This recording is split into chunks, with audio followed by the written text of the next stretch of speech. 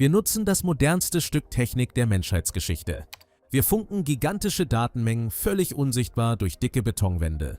Wir verbinden unsere Autos, unsere Kühlschränke, unsere Tastaturen und sogar medizinische Implantate komplett kabellos miteinander. Und wie nennen wir diese futuristische Hightech-Verbindung? Blauer Zahn. Das klingt nicht nach Silicon Valley. Das klingt nach einem Piraten aus einem schlechten Kinderbuch oder nach einer seltsamen Zahnkrankheit. Millionen von Menschen tippen jeden Tag auf dieses kleine Symbol auf ihrem Smartphone, ohne auch nur eine Sekunde zu begreifen, wie absurd dieser Name eigentlich ist. Aber hinter diesem Wort verbirgt sich kein genialer Marketingtrick einer Werbeagentur.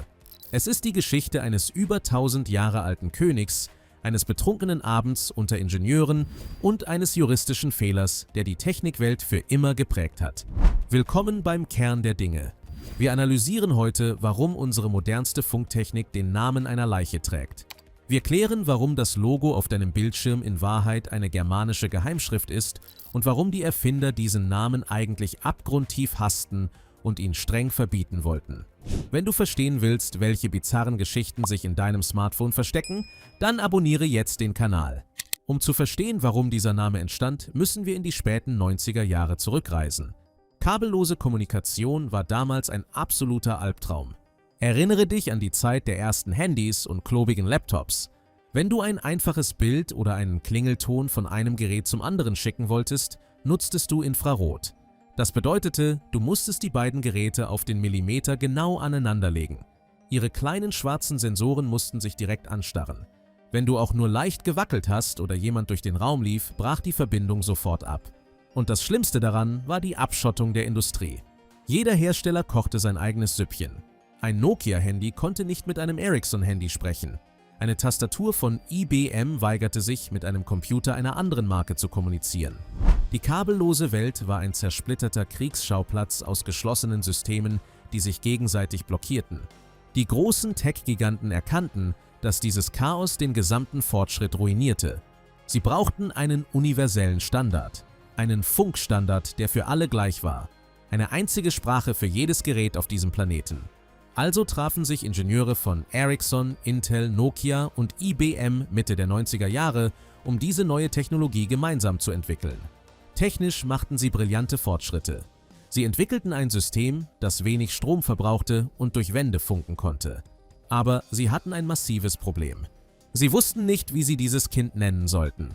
Die Techniker hatten grauenhafte, trockene Akronyme vorgeschlagen. Namen wie Personal Area Network oder abstrakte Zahlenkombinationen.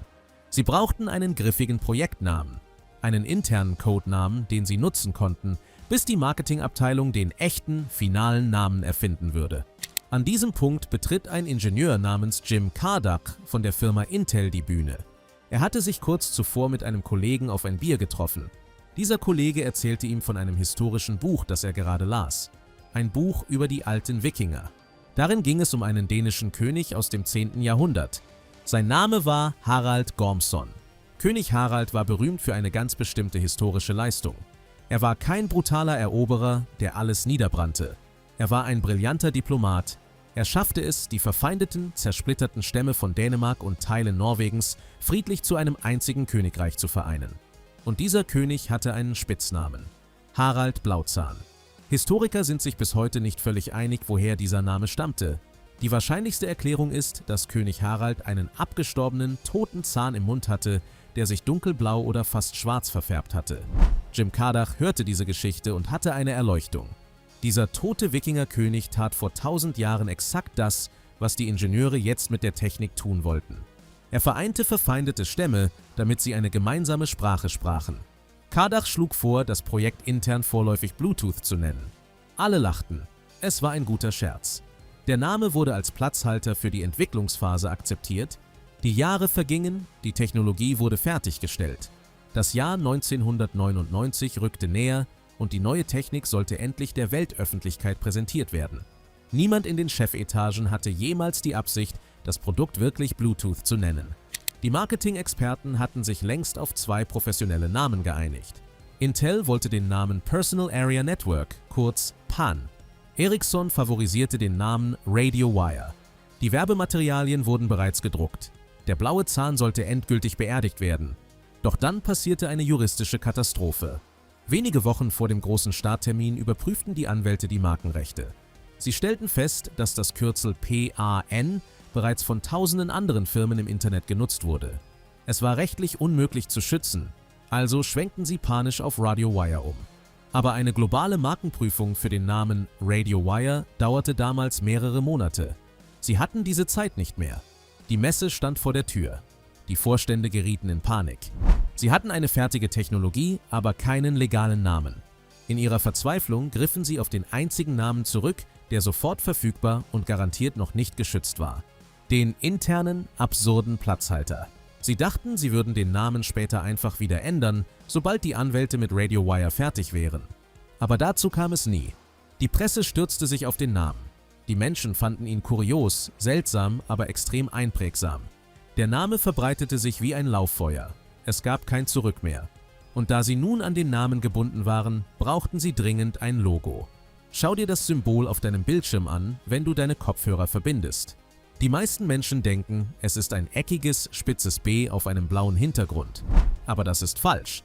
Es ist überhaupt kein lateinischer Buchstabe, es ist eine sogenannte Binderune. Die Designer nahmen zwei Buchstaben aus dem jüngeren Futhark, dem Runenalphabet der alten Germanen und Wikinger. Sie nahmen die Rune Hagal. Sie sieht aus wie ein Stern mit einem senkrechten Strich und steht für den Buchstaben H. Und sie nahmen die Rune Bjarkan. Sie ähnelt einem dreieckigen B und steht für den Buchstaben B. H und B. Die Initialen von Harald Blauzahn.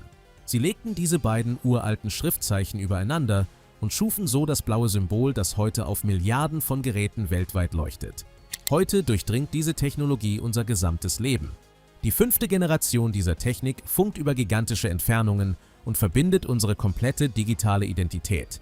Aber der Name erinnert uns daran, dass in der kalten Welt der Algorithmen und Platinen immer noch der menschliche Zufall regiert. Wir hätten heute fast alle eine Funktion namens RadioWire auf unserem Telefon. Ein langweiliger, technischer Name, den wir sofort vergessen hätten. Stattdessen tragen wir das Andenken an einen dänischen König mit einer schlechten Zahnhygiene in unserer Hosentasche.